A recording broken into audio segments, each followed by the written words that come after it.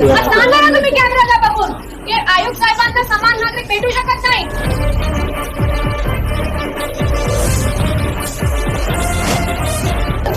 Trigger करू नका.